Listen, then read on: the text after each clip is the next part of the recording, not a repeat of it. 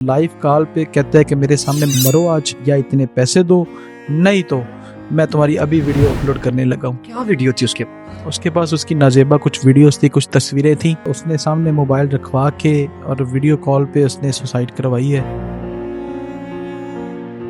ये वो कमरा है जहां पे लड़की ने खुदकुशी की है। पहले ये जो है लंबारी तोड़ी जाती है, शीशा तोड़ा जाता है और फिर जो है दरवाजा तोड़ा जाता है। दरवाजा जो है वो टूटा है, फिर लड़की को बाहर निकाला गया है। ये वो पनका है जिसके साथ लड़की ने अपनी जो है जान दी है। इस जगह पे जो है वो मोबाइल पड़ा होता है, मोबाइल रख के अपनी बेचारी जो है दिखा रही होती है कि मैं आपसे वाकई ही मोहब्बत करती हूँ, आप मुझसे शादी कर लो।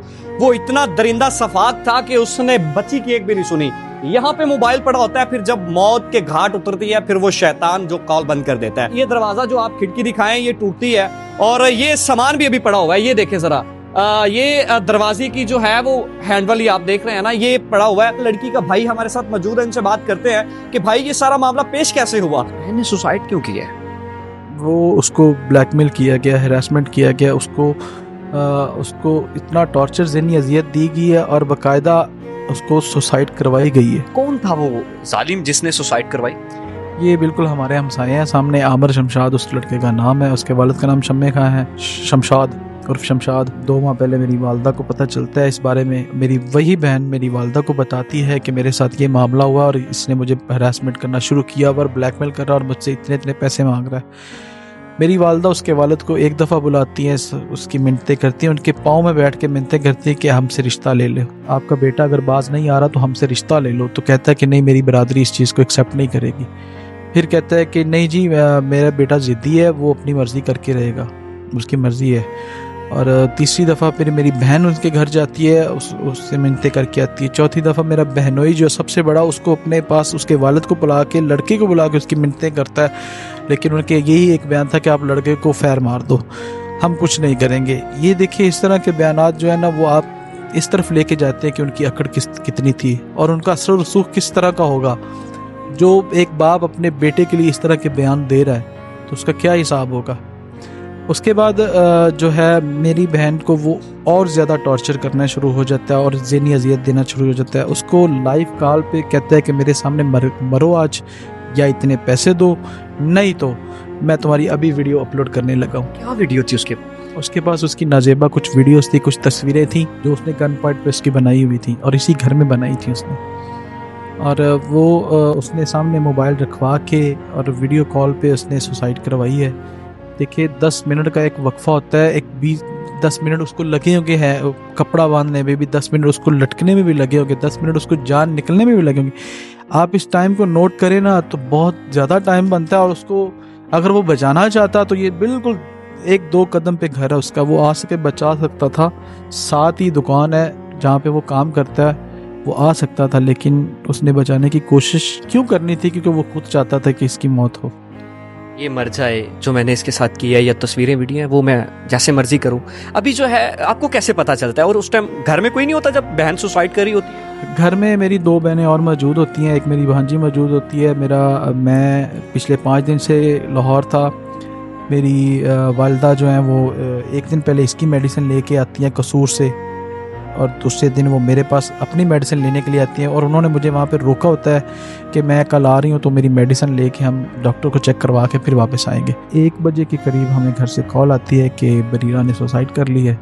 हमारे पैरों तले से ज़मीन निकल जाती है। मैं वालदा को बड़ी मुश्किल से संभाल के ठोकर तक लेके आता हूँ। उसके बाद जी मैं अपनी वालदा को भाई के साथ, बहनोई के साथ भेज देता हूँ घर, और मैं वालिद के साथ घर आता हूँ। हमारे आने से पहले यहाँ पे पुलिस मौजूद होती है, DSP साहब भी मौजूद होते हैं, PSF की टीम यहाँ पे मौजूद होती है और यहाँ पे वो अपनी कार्रवाई मुकम्मल कर रहे होते हैं। और जैसे ही वो उनकी कार्रवाई मुकम्मल करते हैं, मैं और मेरे चाचू बॉडी को पोस्टमार्टम के लिए चूनिया ले जाते हैं।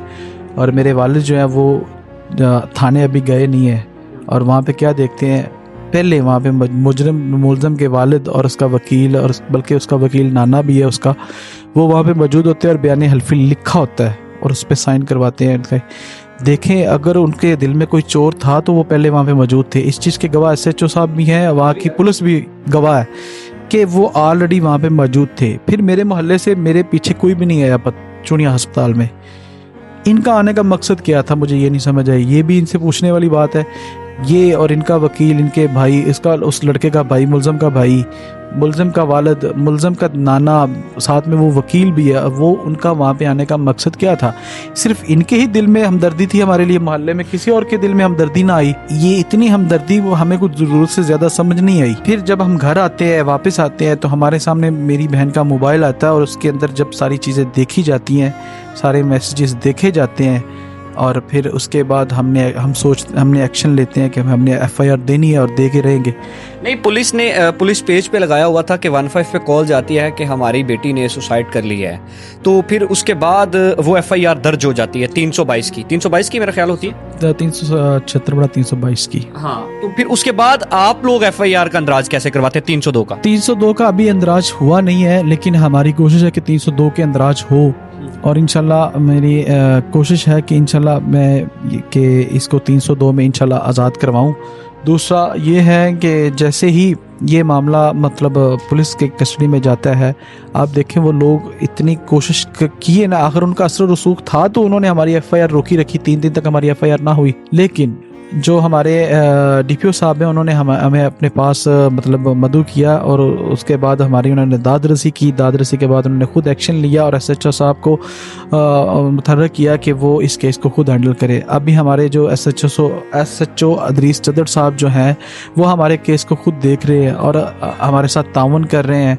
हमारे केस को, हमारे जो इस केस के मुलज़म को अपनी कस्टडी में लेके जा रहे हैं, और उनका उसका रिमांड ले लिया उन्होंने, और साथ में उसको मेडिकल के लिए परसों लाहौर लेके जा रहे हैं। अच्छा, वो इतराफ़ जुर्म कर चुका है कि मैंने ही करवाया? इतराफ़ जुर्म वो कर चुका है कि वो उसने सारा वीडियो कॉल पे खुद करवाया है। अच्छा भाई, एक छोटी सी बात बताइएगा, ये खिड़की जब दरवाज़ा टूटता है और ये खिड़की टूटती है, तब कैसे बाहर निकालता है? कौन निकालता है वो अपने हाथ? बॉडी को कोई भी नहीं निकालता। मेरे जो बहनों हैं वो अंदर दाखिल होते हैं, वो दरवाज़ा खोल देते हैं।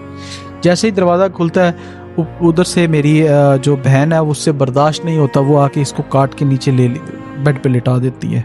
आपने लाहौर का ही जो है रास्ता क्यों चुना? यहाँ पे भी तो सहाफ़ी थे। यहाँ पे सहाफ़ी मौजूद थे, लेकिन आपको मैंने पहले भी बताया कि वो पार्टी इतनी असर रसूख रखती थी कि उनके साथ 1-2 सहाफ़ी मौजूद रहते थे और हर वक्त रहते थे। मैं आपको क्या बताऊँ, इतने मुअज़्ज़ज़ लोगों के नाम मैं अब लूँ तो फिर ये उनकी अब तौहीन है कि मैं उनका नाम लूँ। लेकिन ये था कि जो मेरे अजीज़ थे उन्होंने पोस्टिंग की थी, मैंने खुद रिमूव करवाई थी। मैं इस चीज़ का गवाह हूँ, मैं खुद कह रहा हूँ कि मैंने खुद रिमूव करवाई थी। लेकिन बाद में जो मामला हुआ, जो चीज़ें हमारे सामने आई, उसके बाद जब हमने एक्शन लिया है, तो जो बड़े बड़े नाम सहाफ़त में आते हैं वो उनके साथ खड़े थे। तो मुझे मुनासिब यही लगा कि मैं अपनी आवाज़ लाहौर के अवानों में जाके मतलब पेश करूँ। आगे ईद आ रही है, बहन नज़र नहीं आएगी घर में, और दूसरी बहन को क्या सहारा होगा देंगे, बताएंगे? उसका दिल फट चुका है और उसको लेके मैं हॉस्पिटल घूम फिर रहा हूँ। उसको एक बहन का, दूसरी बहन जो मेरी है ना, वो उसके मुंह से खून आ रहा है, उसको बर्दाश्त नहीं हो रहा कि वो जिसके साथ उसने सारे लम्हे गुजारे हैं, उससे वो बर्दाश्त नहीं हो रहा। मैं उसको हॉस्पिटलाइज करवा रहा हूँ, कभी कहाँ लेके जा रहा हूँ, कभी कहाँ लेके जा रहा हूँ। कितने भाई हैं आप? मैं एक भाई हूँ। कितनी बहनें? 6 बहनें थी, अब 5 रह गई हैं। 5 रह गई हैं।